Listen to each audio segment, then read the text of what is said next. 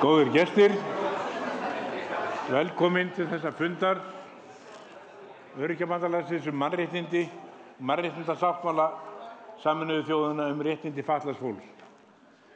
Ég er hjartanlega velkomin. Hann Ragnar Gunnar Þórhallsson, hann ætlar að vera fundarstjóri hérna í dag og ég gef honum orðið. Gjörðu svo vel, Ragnar. Takk fyrir, formaður.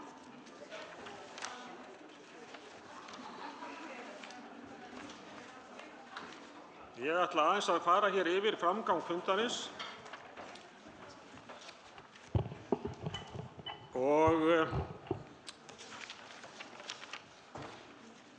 þessi fundur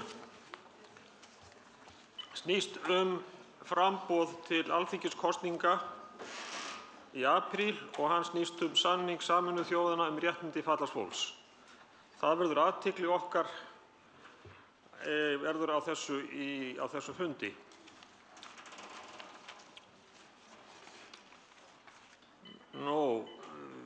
Þetta verður með pallborðsfyrirkomulagi. Fyrst verða reyndar hér fyrirlestrar tveir, þar sem að Rannveig Traustadóttir, prófessor í fötlunarfræðum, hér með framsögu erindi og hún Brynhildur Flóvens, dósent við lagadeild Háskóla Íslands. Og síðan gerum við örstutt hlé og þá munu koma sér hér fyrir fulltrúar þeirra framboða sem að verða í alþingiskosningunum næstkomandi. Og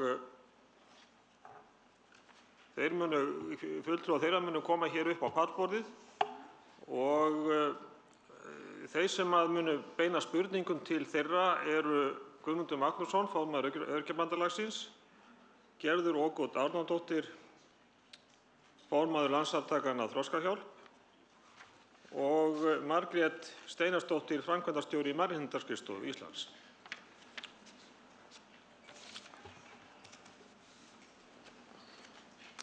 Það er ekki gert ráð fyrir á þessum fundi spurningum úr sal. Það verða án efa ýmsir fundir haldnir á næstunni í aðdraganda kosninga þar sem að það fyrirkomulag verður viðhaft. En á þessu sinni reiknað með að þetta verði pallborðsfundur.